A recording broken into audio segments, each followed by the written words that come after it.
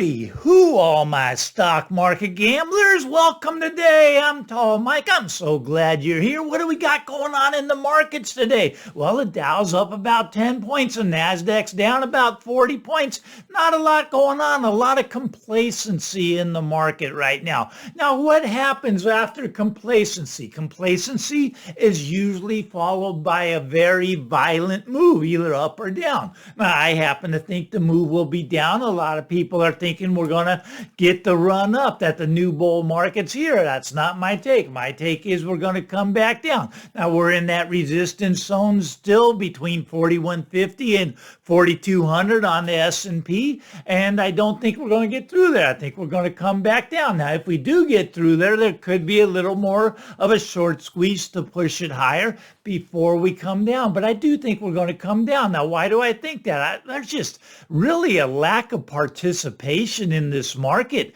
I mean, it's just a handful of stocks that are driving the market higher. Apple, Nvidia, few others, but it's really just a handful. The breadth of the market is just not there. Not everything's moving up, just a few stocks pumping the market higher. Now, what else is not participating? Well, the junk bonds. Junk bonds are not participating. Usually when that happens, you're in for a reversal coming up. I think the market's going to reverse directions and head much lower. Now, I know it's a Tuesday. A lot of you probably go, Mike, why are you talking to us on Tuesday? You only come out Monday, Wednesday, and Friday. Well, I miss you guys. I like talking to you guys, and I just thought I'd come out on Tuesday and talk a little bit about this debt ceiling thing. Now, debt ceiling is very important to the real estate market. A lot of people don't understand that, but the real estate market, it's a debt-driven instrument, right? I mean, most people buy houses with mortgages. It's driven by debt.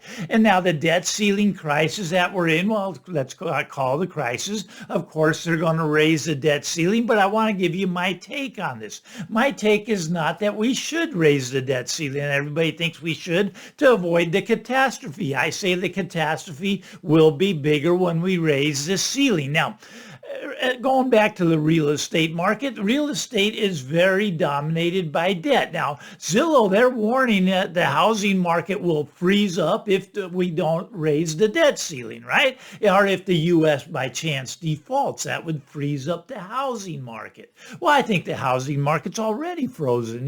We're down about 30% on sales volume from a year ago. We're pretty frozen over because we went from 3% to 7%.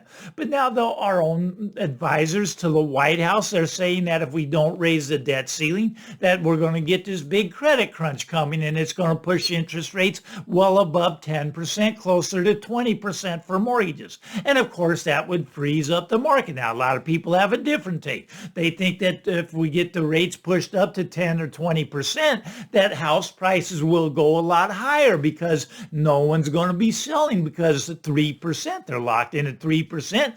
Rates go to 10 or 20%, they're never going to sell. So prices of homes will only go higher if we get this, if we don't raise the debt ceiling, if we get this credit crunch. But the White House advisors are also saying that the stock market could come in by 40 or 50% if the U.S. were to default. Now, we're not going to default. We have a printing press. But what else do they say would happen? Well, they say $11 trillion of household income would be wiped out instantly. They say that 8 million jobs would be lost. 8 million jobs would be lost in the marketplace. And this all happens if we don't raise the debt ceiling. So we're going to raise the debt ceiling, don't you think? I think we will, but do I think we should? No, I really don't think we should. Now, here's why. Okay, now we got this problem. We got $32 trillion in debt. They'll probably raise it up to $35 trillion. We'll probably hit that later in the year. Okay, so we get about $35 trillion in debt. We got $100 trillion in unfunded liabilities. There's no way we can pay this back. It's just not possible. Let's think about this. We bring in about $3.5 trillion in taxes. That's how much the U.S. government collects when you pay your taxes, about 3.5 trillion. So that would be like their income, right? Now their income of 3.5 trillion, they got, that's called just rough numbers, 35 trillion in debt, right? They can't pay that off. It'd be like you making $50,000 on your job. And well, say you have $500,000 in credit cards. You would be in a lot of trouble. Maybe you could go to the bank and say, hey, could you raise my limit up from 500,000 to 600,000? I spent that 500,000. I can't pay it back. So you might as well raise my limit so I can keep spending, right? Well, that's basically what the government wants to do. You see, we're beyond the point of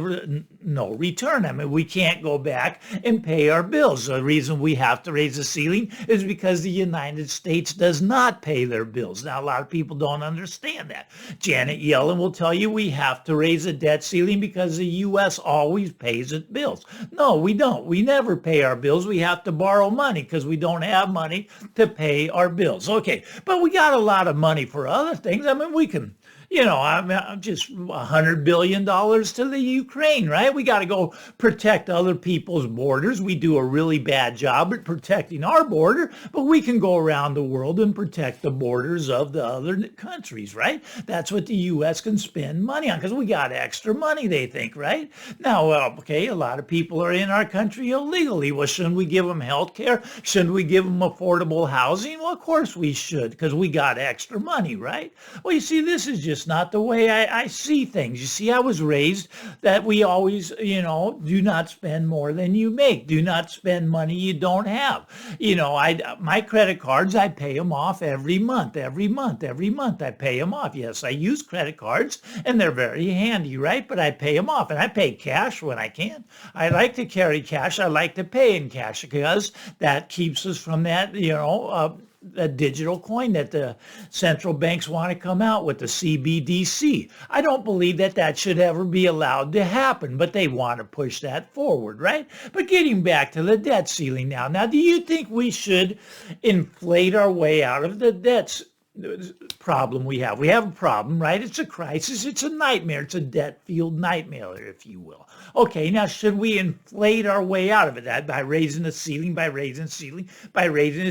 printing trillions and trillions of dollars and seeing inflation just go vertical hyperinflation is what it would take to inflate our way out of this. Now that's one way that's possible. Now, okay, now who gets hurt when you inflate your way out? Well, pretty much everybody, but the poor. The poor people get hurt a lot more because they can't no longer afford food to eat. They can't put gas in their cars to get to work. They can't afford their bills. The middle class gets wiped out when you get inflation. So that's one way to get rid of the debt problem. We keep raising the ceiling and we hyperinflate the debt. Okay, that's a possibility, right?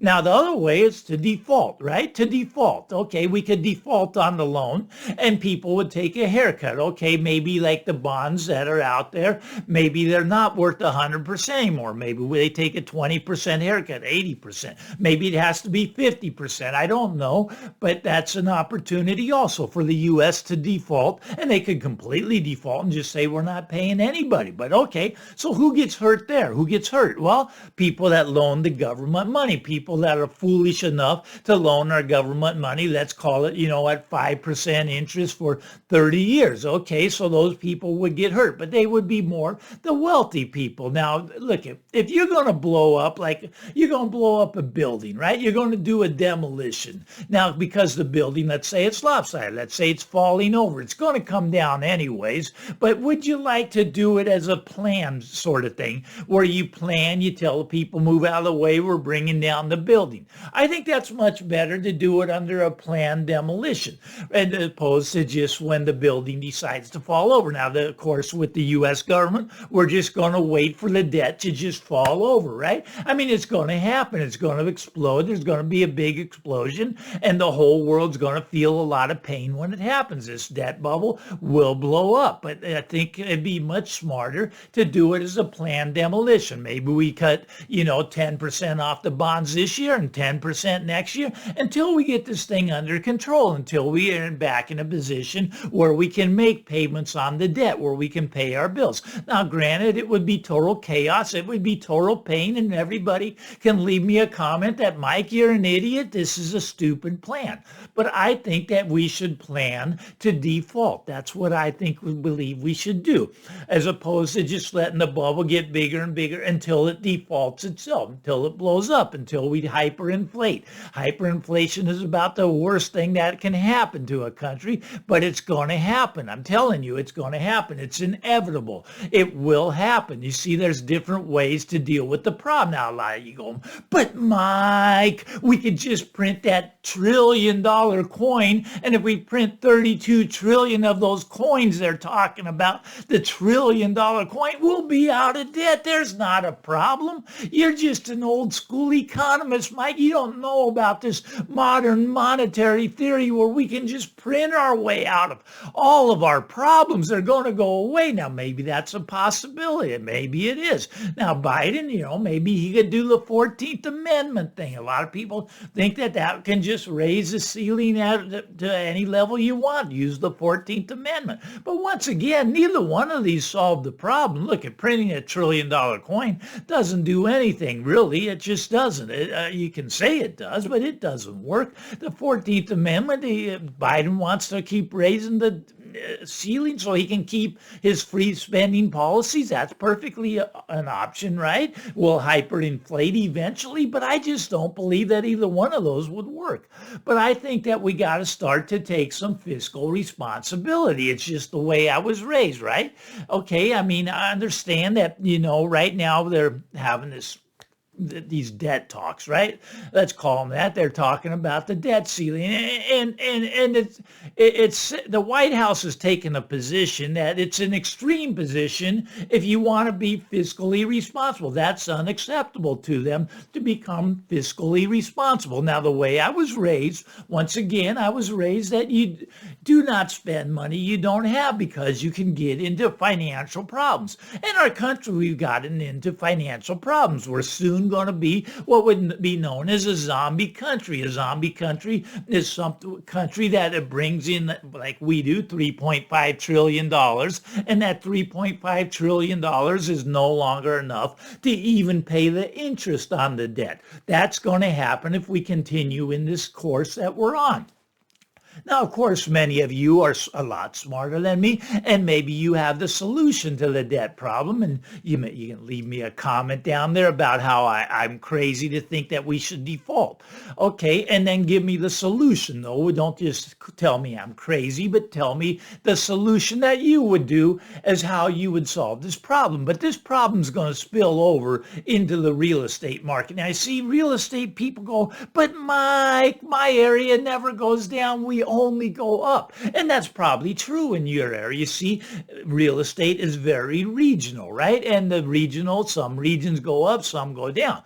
But once you get into a systemic crash of the debt bubble, all areas will be coming down. I'm telling you, there won't be any that are protected. Now, granted, if you default, there's going to be a lot of pain in the real estate market, and nobody wants pain. We just don't want pain, but there's really no way out of it. Now, if you're a younger person, I'll be the first to admit that the baby boomers kind of messed things up for you guys. We spent a lot of money, a lot more than we brought in. So we had this very high standard of living, and, well, we're going to leave it all behind for you to pay for. But maybe, what if we defaulted now? Wouldn't it be better? Wouldn't it be better for you young people to start over? Yeah, house prices would come down probably more than 50%. Now, that'd be a terrible thing, wouldn't it? Because all you young people, you'd be able to afford a house. What a concept. Maybe we should start over. This is just my take on things. Now, I did this one on a Tuesday because Tuesday, not as many people will be watching this. Most people don't want to hear about this stuff, but you're on this channel, so me and you, we can talk. We can have a conversation about what's going on.